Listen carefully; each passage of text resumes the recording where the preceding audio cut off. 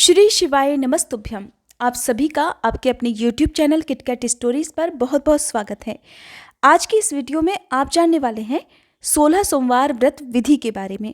व्रत पहली बार कब से प्रारंभ करना चाहिए, कैसे इन व्रतों को रखा जाता है, 16 सोमवार के व्रत में क्या खाना चाहिए, क्या नहीं खाना चाहिए।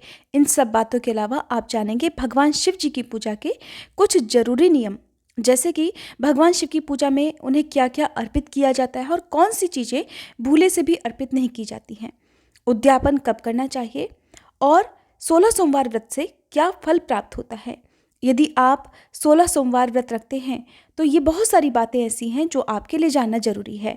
आज की वीडियो शुरू करने से पहले मेरा आप सभी से अनुरोध है कि हमारे चैनल को आप सब्सक्राइब जरूर कर लीजिएगा, क्योंकि हमारे इस चैनल पर आप हर दिन सुबह के समय सभी महीनों के महात्म्य की कथाएं सुनते हैं। अगर आपने एक बार भी इन कथाओं को नहीं सुना है तो आप जरूर सुनिएगा। सोमवार का दिन भगवान शिव को समर्पित होता है। वैसे तो आप भगवान शिव की पूजा कभी भी कर सकते हैं, लेकिन एक ऐसा खास मुहूर्त भगवान शिव की पूजा के लिए होता है जब मान्यता है कि उस समय भगवान शिव बहुत ही प्रसन्न मुद्रा में होते हैं, और वो समय होता है प्रदोष काल का। चाहे वो सोमवार व्रत हो, प्रदोष व्रत हो, चतुर्दशी का व्रत हो, महाशिवरात्रि का व्रत हो, भगवान शिव से जुड़े जो भी व्रत हैं उसमें आपको प्रदोष काल के समय का ध्यान जरूर रखना है। प्रदोष काल सूर्यास्त से 45 मिनट पहले और 45 मिनट बाद का समय होता है। यदि आपकी कोई भी खास मनोकामना है, आपकी कोई भी इच्छा है, तो आप उसकी पूर्ति के लिए इस समय में पूजा करना, इस समय में किसी खास मंत्र का जाप करना बिल्कुल मत भूलिएगा। और कुछ भी ना कर पाएँ तो इस समय आप शिवलिंग पर यदि एक लोटा जल भी सच्चे मन से अर्पित करते हैं और अपनी मनोकामना भगवान शिव के सामने दोहराते हैं तो भगवान शिव उस मनोकामना को जरूर और जल्द से जल्द पूरा कर देते हैं। सबसे पहले बात करते हैं कि 16 सोमवार के व्रत कब से प्रारंभ करना शुभ रहता है। तो 16 सोमवार के व्रत आप सावन के महीने से, जो कि पूरा महीना ही भगवान शिव को समर्पित होता है, सावन के महीने से शुरू कर सकते हैं। चैत्र मार्गशीर्ष मास में या फिर वैशाख मास में आप प्रारंभ कर सकते हैं, लेकिन आप इस बात का ध्यान रखें कि ये व्रत हमेशा शुक्ल पक्ष के पहले सोमवार से प्रारंभ करना चाहिए। यदि आप किसी कारण से पहले सोमवार से व्रत ना रख पाएँ तो दूसरे सोमवार से भी आप व्रत रख सकते हैं, लेकिन शुक्ल पक्ष में ही ये व्रत आप प्रारंभ करें। और अगर आप इन व्रतों को और किसी महीने में प्रारंभ करना चाहते हैं तो जैसे कि महाशिवरात्रि का दिन भगवान शिव को समर्पित होता है, ये साल भर की सबसे बड़ी चतुर्दशी तिथि मानी जाती है। इस दिन भगवान शिव और देवी पार्वती का विवाह हुआ था। तो महाशिवरात्रि व्रत के दिन आप शिवरात्रि का व्रत रखें और इसी दिन भगवान शिव के समक्ष बैठकर हाथ में जल या पुष्प लेकर 16 सोमवार व्रत रखने का संकल्प भी ले सकते हैं। इसके बाद जो भी शुक्ल पक्ष का पहला सोमवार पड़ता है उससे भी आप अपने व्रत प्रारंभ कर सकते हैं। व्रत आपको 16 की संख्या में रखने हैं।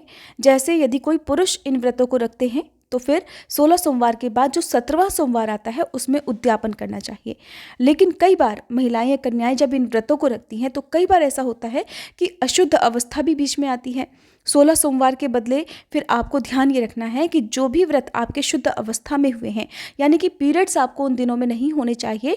यदि किसी सोमवार में आपको पीरियड्स होते हैं और उस समय आप पूजा करने में या फिर व्रत रखने में असमर्थ होते हैं तो उस दिन को, उस व्रत को गिनती में नहीं लिया जाता है। उसके अलावा पूरे आपको शुद्ध अवस्था वाले 16 व्रत ही पूरे करने होते हैं। चाहे वो आपको 2-3 व्रत और एक्स्ट्रा रखने पड़ जाएं, उसके बाद जो भी अगला सोमवार आएगा उसमें आपको विधि विधान से उद्यापन जरूर करना चाहिए। हमेशा संकल्प लेकर पहली बार कोई भी व्रत प्रारंभ करें और उसके बाद उद्यापन करने का संकल्प भी आप लें, और फिर उद्यापन भी आपको निश्चित संख्या पूरी होने के बाद जरूर करना चाहिए। कई बार हम संकल्प लेकर उद्यापन करना भूल जाते हैं या हम किसी कारण से टाल जाते हैं तो कहते हैं कि उससे भी किए गए सभी व्रतों का पुण्य नष्ट हो जाता है। भगवान भोलेनाथ बहुत दयालु हैं। जहाँ एक और वो अपने भक्तों पर बहुत जल्दी प्रसन्न हो जाते हैं तो वहीं उनकी गलतियों पर या उनके द्वारा किए गए कुछ भी उल्टे सीधे कामों पर उन्हें सजा भी जरूर देते हैं। तो आप कोई भी ऐसा काम ना करें। कोई मजबूरी यदि आपके सामने है कि आप निश्चित समय पर उद्यापन करने में समर्थ नहीं है तो उस दिन के लिए आप क्षमा प्रार्थना जरूर करें, और उसके बाद जैसे भी संभव हो, जितनी भी आपकी सामर्थ्य उसी के अनुसार आपको उद्यापन करना चाहिए। बहुत ज़्यादा नियम आपको सोमवार के व्रत में नहीं रखने होते हैं। अगर आपका बजट नहीं है तो आप केवल मंदिर में जाकर शिवलिंग पर प्रसाद अर्पित कर दें उद्यापन वाले दिन, और यदि हो सके तो गरीब लोगों को, चाहे किसी एक ही व्यक्ति को आप दूध, दही या घी का, या ये भी नहीं हो तो भरपेट भोजन कराने का आप जो है मन में धारणा कर लीजिए, मन में ये वचन ले लीजिए और उसके बाद उन्हें भोजन आदि कराकर भी आप उद्यापन कर सकते हैं, लेकिन उद्यापन जरूर करना चाहिए। अब सबसे ज़रूरी बात आती है कि 16 सोमवार के व्रत में क्या खाना चाहिए और क्या नहीं खाना चाहिए। देखिए, वैसे तो बहुत सारे व्रत ऐसे ही होते हैं जिनमें नमक का पूरी तरह से त्याग किया जाता है, और 16 सोमवार के व्रत भी इन्हीं में से एक होते हैं। कई बार ऐसा होता है कि लोगों की बहुत इच्छा होती है कि हम भी इन व्रतों को रखें, हमारी कोई खास मनोकामना है, उसकी पूर्ति के लिए हम व्रत तो रखना चाहते हैं, लेकिन किसी कारण से नमक का सेवन हमारे लिए बहुत ज़रूरी हो जाता है। तब आपको एक बात का ध्यान रखना है कि जो भी आपका पहला व्रत पड़ेगा, जिस दिन आप संकल्प लेंगे कि आप आज से 16 सोमवार के व्रत रखने जा रहे हैं, तो आप इन व्रतों को किस प्रकार से रखना चाहते हैं, फलाहार करके, मीठे जो भी भोजन है उसे ग्रहण करके, या फिर नमक का सेवन करके, और फिर आपको हर व्रत में उस नियम का पालन ही करना चाहिए। यदि आपने केवल मीठा खाने का ही संकल्प लिया है, फिर बीच में आप नमक का सेवन करने लगते हैं किसी भी व्रत में, तो ये भी गलत होता है। तो यदि आपको बहुत ज़्यादा ज़रूरी हो तो केवल आप सेंधा नमक का सेवन उसी समय कर सकते हैं जब आपके लिए बहुत ज़्यादा मजबूरी हो, मीठे भोजन से आपको परहेज बताया गया हो। और पूरी कोशिश करें कि आप इन व्रतों में केवल फल या फिर ड्राई फ्रूट्स या दूध, दही आदि का सेवन करें। अब बात करते हैं 16 सोमवार व्रत से जुड़े हुए 16 जरूरी नियमों के बारे में। यदि किसी के विवाह में कोई परेशानी आ रही हो, कोई वैवाहिक जीवन में परेशान हो, या फिर किसी को मनचाही नौकरी ना मिल रही हो, किसी को संतान सुख नहीं मिल रहा हो, किसी के विरोधी बहुत ज़्यादा परेशान कर रहे हो, कोई आर्थिक समस्याओं से बहुत ज़्यादा परेशान हो, बहुत ज़्यादा कर्जा हो गया हो, यानी कि अगर देखा जाए तो जिसकी जैसी भी समस्या है उसके निवारण के लिए उसी प्रकार से आप अपनी इच्छा दोहराकर इन व्रतों को प्रारंभ कर सकते हैं। सोमवार के व्रत में भगवान शिव सहित पूरे शिव परिवार की पूजा की जाती है और शिवलिंग का पूजन जरूर करना चाहिए। ये बात अलग है कि आसपास शिव मंदिर ना हो, शिवलिंग ना मिल पाए, तो उस स्थिति में भी पूरी कोशिश करें कि आप पार्थिव शिवलिंग बनाकर घर पर पूजन कर सकते हैं। बहुत से लोग अपने घरों में शिवलिंग नहीं रखते हैं क्योंकि शिवलिंग की पूजा के बहुत ज़्यादा जरूरी नियम होते हैं, तो इसलिए अधिकतर लोग नहीं रखते होंगे। तो ऐसे में आप ये काम कर सकते हैं कि सोमवार व्रत के दिन सुबह जल्दी उठकर स्नान आदि से निवृत्त होकर अपने ही घर के किसी गमले में या जहाँ पर भी साफ मिट्टी हो उसे लाएं, उसे छान लें और उसे गंगा जल से फिर शिवलिंग बनाकर उसका आप पूजन कर सकते हैं। उसी शिवलिंग का आप अभिषेक कर सकते हैं दूध, दही, जल, घी से या शहद से। अभिषेक करने के बाद याद रखें कि अगर आप जल के अलावा किसी भी वस्तु से, किसी भी अन्य द्रव्य से अभिषेक करते हैं तो उसके सबसे अंत में आपको एक बार जल से स्नान कराना, अभिषेक कराना अनिवार्य होता है। कभी भी दूध, दही और घी या फिर फलों के रस के बाद शिवलिंग को ऐसे ही नहीं छोड़ा जाता है, एक बार जल से अभिषेक जरूर कराएं। शिवलिंग पर हल्दी अर्पित नहीं की जाती है और इसके अलावा आपको खास बात का ध्यान रखना है कि शिवलिंग की पूरी परिक्रमा भी नहीं की जाती है। अक्सर लोग डायरेक्ट शिवलिंग पर ही जल चढ़ा देते हैं, चाहे मंदिर में जाएं या फिर अपने घर पर ही शिवलिंग की पूजा करते हैं, तो जो लोटा जल का होता है उसे सीधे ही शिवलिंग पर अर्पित कर देते हैं, लेकिन ऐसा नहीं किया जाता है। सबसे पहले भगवान गणेश को, जो शिवलिंग के स्थान होते हैं जिसमें अशोक सुंदरी होती हैं, भगवान गणेश होते हैं, माँ पार्वती जी का स्थान होता है, तो सबसे पहले गणेश भगवान को शिवलिंग के पास में जल अर्पित किया जाता है और फिर माँ पार्वती जी को, अशोक सुंदरी को अर्पित किया जाता है। उसके बाद शिवलिंग के ऊपर जल की धार अर्पित की जाती है। इस तरह से अर्पित करना चाहिए, चाहे वो दूध हो, दही हो या जल हो, कि धार बीच में से ना टूटे, लगातार जब तक कि पात्र में रखा हुआ जल या जो भी द्रव्य है वो पूरा समाप्त ना हो जाए। तांबे के लोटे में भूल कर भी दूध, दही या दूध से बनी हुई किसी भी वस्तु को आप शिवलिंग पर ना अर्पित करें।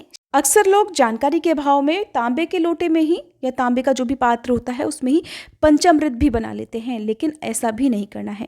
दूध को कभी भी तांबे के बर्तन में नहीं रखा जाता है, ऐसा करने पर वो विष के समान हो जाता है और अनजाने में ही हम शिवलिंग पर दूध के बजाय विष अर्पित कर रहे होते हैं।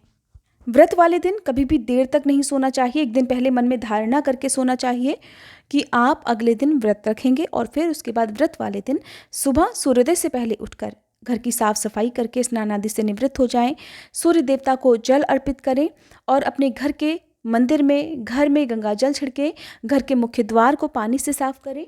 आप इस पूजा को चाहे तो घर पर भी कर सकते हैं या आसपास के शिव मंदिर में भी कर सकते हैं। सबसे पहले विघ्नहर्ता गणेश भगवान की पूजा की जाती है।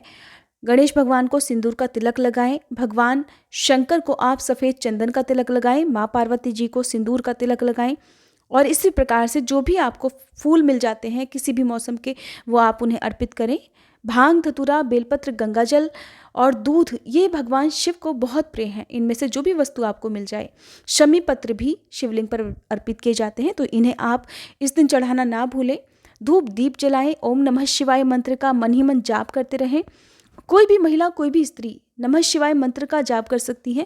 ओम नमः शिवाय मंत्र का जाप कर सकती हैं। किसी भी मंत्र की जाप के लिए किसी भी शास्त्र में मनाही नहीं है। ऐसा कई बार लोग पूछते हैं कि क्या महिलाएं ओम नमः शिवाय मंत्र का जाप कर सकती हैं, तो जी बिल्कुल कर सकती हैं। एक और प्रश्न कई बार लोग पूछते हैं कि क्या प्रेग्नेंट लेडी शिव जी की पूजा कर सकती हैं, तो बिल्कुल कर सकती हैं। प्रेगनेंसी की अवस्था में भी आप शिवलिंग पर जल अर्पित कर सकती हैं, शिव जी की पूजा कर सकती हैं। किसी भी प्रकार के कोई भी पूजा पाठ वाले काम में मनाही नहीं की जाती है। बस अशुद्ध अवस्था में या बिना स्नान किए शिवलिंग को स्पर्श नहीं किया जाता है। वैसे तो आप अगर साधारण विधि से पूजा करते हैं, यदि आपकी कोई बहुत बड़ी मनोकामना नहीं है या बिना मनोकामना के यदि आप पूजा करते हैं, ये व्रत रखते हैं, तो आप केवल जल से या गंगा जल से भगवान शिव का अभिषेक कर सकते हैं। यदि आपकी कोई खास मनोकामना है तो उसके लिए आपको दूध, दही, घी, शहद, चने की दाल, सरसों का तेल, काले तिल आदि कई सामग्रियों से अभिषेक करना चाहिए। इनके अलावा आप हरे मूंग भी शिवलिंग पर अर्पित कर सकते हैं। कोई खास मनोकामना की पूर्ति के लिए जब आप अभिषेक करना चाहें तो प्रदोष काल का समय सबसे उत्तम होता है। हमेशा भगवान शिव की पूजा में मौन ना रहें। आप नमः शिवाय मंत्र का या ओम नमः शिवाय मंत्र का या महामृत्युंजय मंत्र का मन ही मन जाप करते रहें। भगवान शिव को चाहे आप धूप दीप अर्पित करें, फल फूल अर्पित करें, तो मौन नहीं रहना चाहिए। धूप दीप जलाने के साथ ही आपको व्रत की कथा भी पढ़नी या सुननी चाहिए, शिव चालीसा का पाठ करना चाहिए और सबसे अंत में आरती करने के बाद फलों का या फिर दूध से बनी हुई मिठाइयों का भोग भगवान शिव सहित पूरे शिव परिवार को लगाना चाहिए। नंदी जी को भगवान शिव का कोतवाल माना जाता है, तो नंदी जी की पूजा इस दिन भी जरूर करें। और जब आपकी पूजा समाप्त हो जाए तब उसके बाद आपको शिवलिंग के सामने 3 बार ताली बजाते हुए नमः शिवाय मंत्र का जाप करना चाहिए। आप अपनी सामर्थ्य के अनुसार यदि रुद्राक्ष की माला है तो वहीं पर बैठकर 108 बार ओम नमः शिवाय मंत्र का जाप भी कर सकते हैं। रुद्राक्ष की माला ना हो तो आप मन ही मन बैठकर भी शिव जी के सामने आप मंत्रों का जाप कर सकते हैं। आजकल की भागम भाग भरी जिंदगी में हो सकता है कि बहुत लोगों के पास इतना समय ना हो कि दोनों ही समय की पूजा आप विधि विधान से कर पाए, तो सुबह की पूजा आप साधारण तरीके से करके शाम को प्रदोष काल के समय भी पूजा कर सकते हैं। शाम की पूजा करने के बाद आप एक समय फलाहार ग्रहण कर सकते हैं, जैसा कि इस वीडियो के शुरू में आपको बताया है। व्रत रखने वाले भक्तों को दिन के समय सोना नहीं चाहिए। यदि आप चाहें तो आराम कर सकते हैं, लेट सकते हैं, लेकिन सोने से बचें। ऐसा करने से भी व्रत खंडित माना जाता है, व्रत का अधूरा फल प्राप्त होता है। ध्यान रखें कि जब भी आप शाम के समय फलाहार करते हैं तो उस समय आप जो भी फलाहार करते हैं उससे पहले प्रसाद जरूर ग्रहण करें। ये प्रसाद क्या होगा?